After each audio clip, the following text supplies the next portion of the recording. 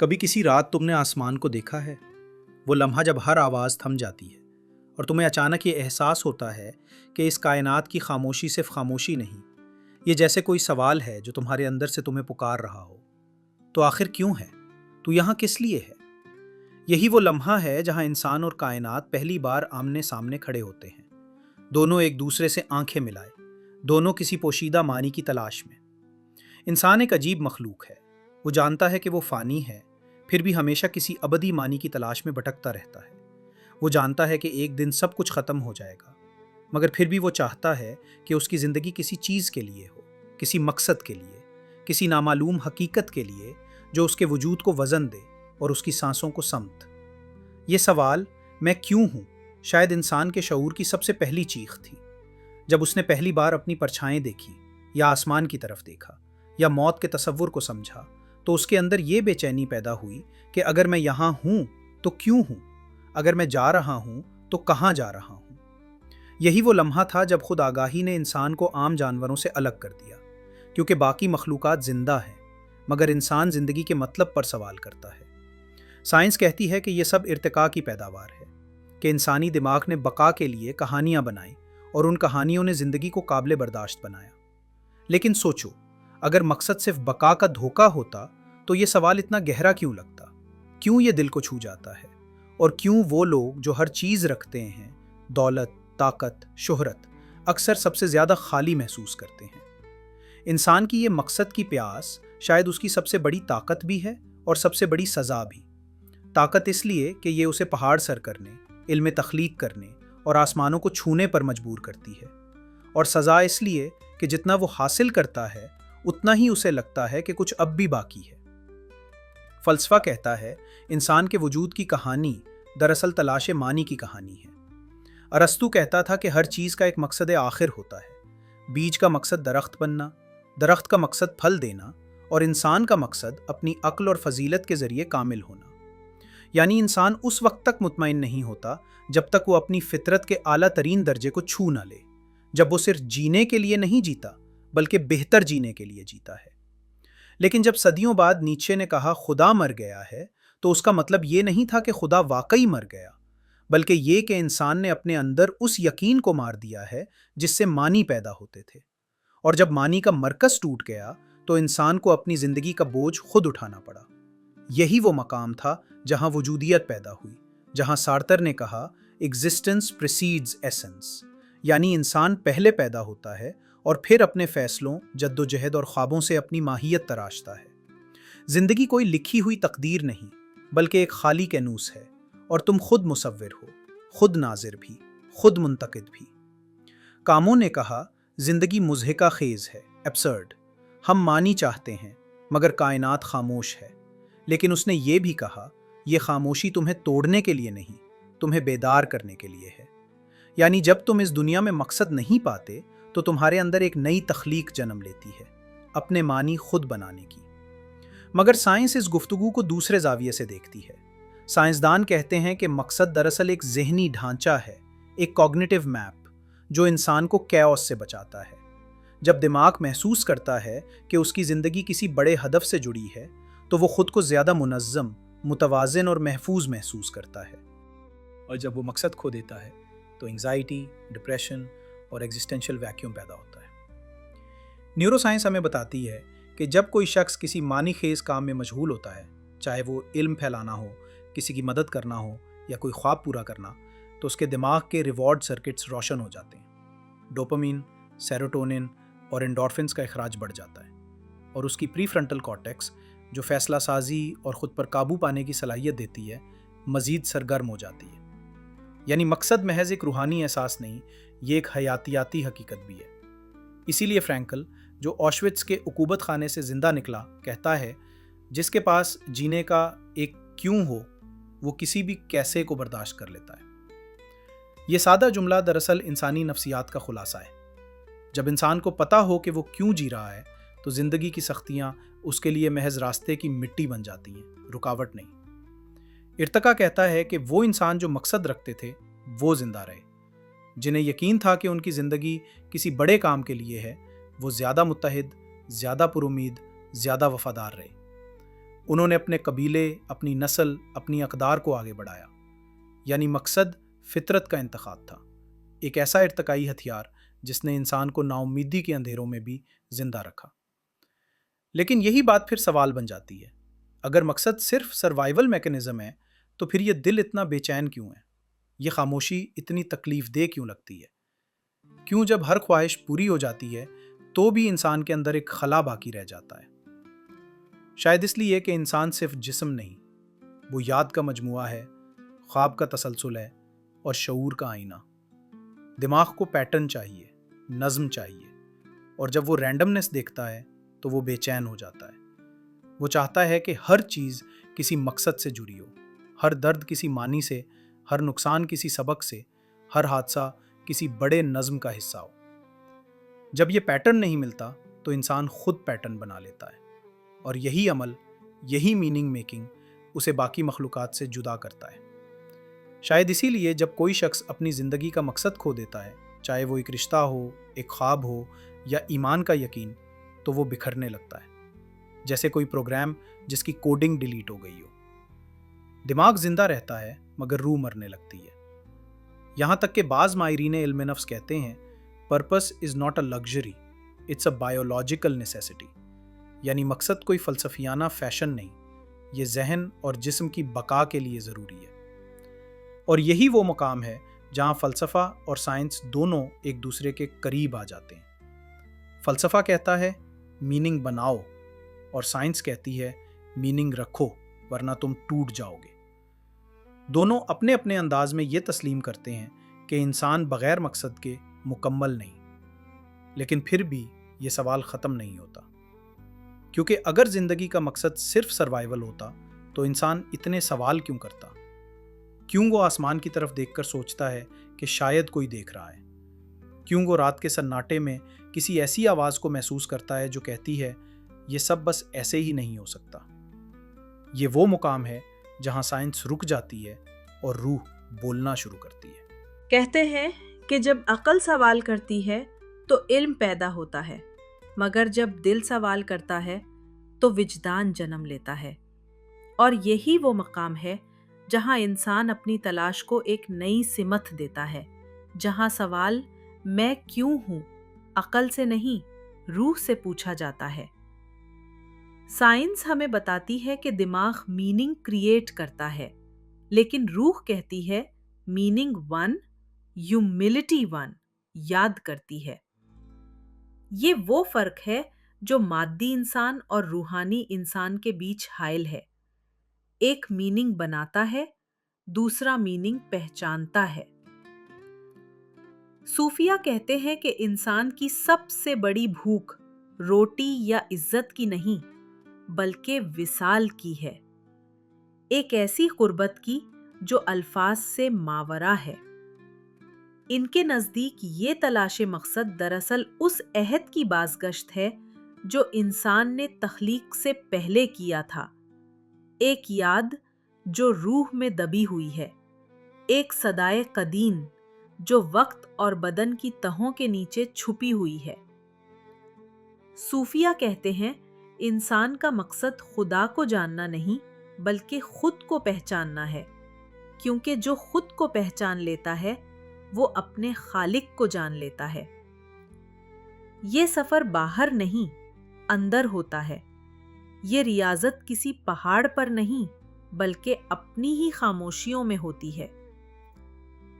رومی کہتے ہیں وہ پیاس جو تمہیں ستا رہی ہے وہ دراصل خدا کی پیاس ہے جو تمہارے اندر سے تمہیں تلاش کر رہی ہے، یعنی تمہاری تلاش صرف تمہاری نہیں، یہ اس کی بھی ہے جس نے تمہیں تخلیق کیا۔ اور جب دونوں تلاشیں ایک دوسرے سے ملتی ہیں تو معنی پیدا ہوتا ہے۔ مذاہب ہمیشہ مقصد کو دو جہتوں میں بیان کرتے ہیں، ایک خالق سے رشتہ اور دوسرا مخلوق کے ساتھ ذمہ داری۔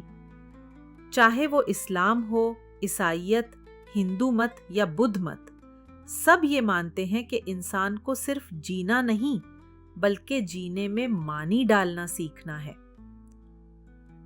اسلام کہتا ہے کہ انسان کو پیدا کیا گیا تاکہ وہ پہچانے، سمجھے اور محبت کرے۔ عیسائیت کہتی ہے کہ مقصد خدا سے تعلق ہے، وہ تعلق جو محبت اور خدمت کے ذریعے قائم ہوتا ہے۔ ہندو فلسفہ کہتا ہے کہ مقصد موکش ہے، یعنی اپنے اندر کی الوہی حقیقت کو پہچاننا اور اس دھوکے سے نکلنا جسے مایا کہتے ہیں۔ بدھ مت کہتا ہے کہ مقصد نروان ہے، یعنی ان خواہشوں سے آزادی جو انسان کو غلام بناتی ہیں۔ اور جب تم ان سب تعلیمات کو ایک دھاگے میں پروتے ہو تو تمہیں احساس ہوتا ہے کہ ہر مذہب دراصل ایک ہی چیز کہہ رہا ہے کہ انسان کی زندگی کا مقصد کسی چیز کو حاصل کرنا نہیں بلکہ کسی سچ کو یاد کرنا ہے۔ انسان کے اندر ایک حیرت انگیز صلاحیت ہے، خود شعور۔ یہی چیز اسے باقی تمام مخلوقات سے ممتاز کرتی ہے۔ یہ خود شعور ہی ہے جو اسے صرف جینے سے روکتا ہے اور بہتر جینے پر مجبور کرتا ہے۔ جب تم کسی لمحے میں اپنے وجود کو دیکھتے ہو، اپنے خیالات کو، اپنے دکھ کو، اپنے خواب کو، تو تم دراصل اپنے اندر جھانک رہے ہوتے ہو۔ اور یہی لمحہ وجدان کا ہوتا ہے، جہاں تمہاری روح کہتی ہے، میں اس جسم کی قید نہیں، میں کسی اور جہت سے آئی ہوں۔ شاید اسی لیے ہر انسان کو کبھی نہ کبھی وہ لمحہ محسوس ہوتا ہے جہاں دنیا اچانک بہت چھوٹی لگتی ہے، جہاں وقت سست ہو جاتا ہے، جہاں دل کہتا ہے کہ یہ سب کچھ صرف یہ نہیں ہو سکتا۔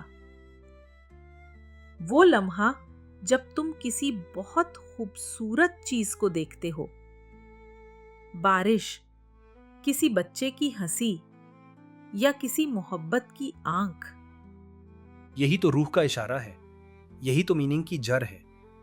جب فلسفہ کہتا ہے کہ خدا شاید ایک مفروضہ ہے اور سائنس کہتی ہے کہ خدا کی ضرورت نہیں، تب روح خاموشی سے کہتی ہے، ہو سکتا ہے خدا ایک شخص نہ ہو بلکہ ایک نظم ہو، ایک آہنگ ہو، ایک روشنی ہو۔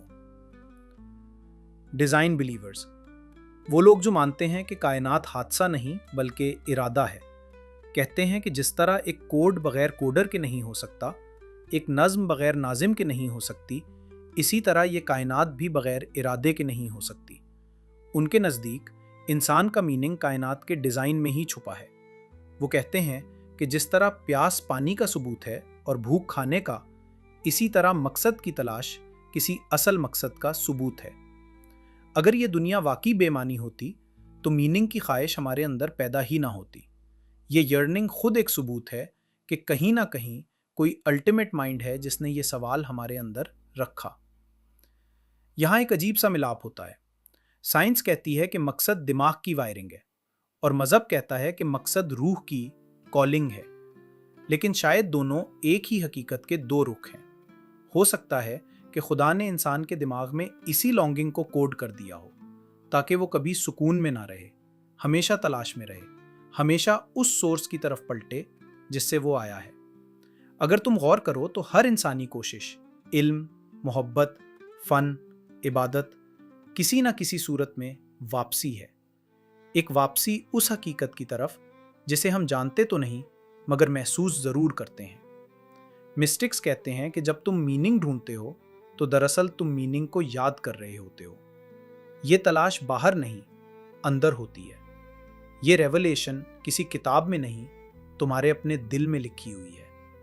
ہر دعا، ہر خوف، ہر محبت در حقیقت اسی یاد کو جگانے کی کوشش ہے۔ ہم سب کسی بھولی ہوئی دنیا کے مسافر ہیں، ہمیں بس یاد نہیں کہ ہم وہاں سے آئے کیوں تھے۔ آخر میں صوفیہ ایک سادہ مگر گہری بات کہتے ہیں کہ زندگی کا مقصد جاننا نہیں، محسوس کرنا ہے۔ محسوس کرنا کہ تم اکیلے نہیں، کہ تمہاری سانس کسی بڑے نظام کا حصہ ہے۔ محسوس کرنا کہ تمہارے دکھ، تمہاری خوشی، تمہاری ناکامی، تمہاری محبت، یہ سب بیکار نہیں बल्कि किसी डिवाइन सिम्फनी के नोट हैं।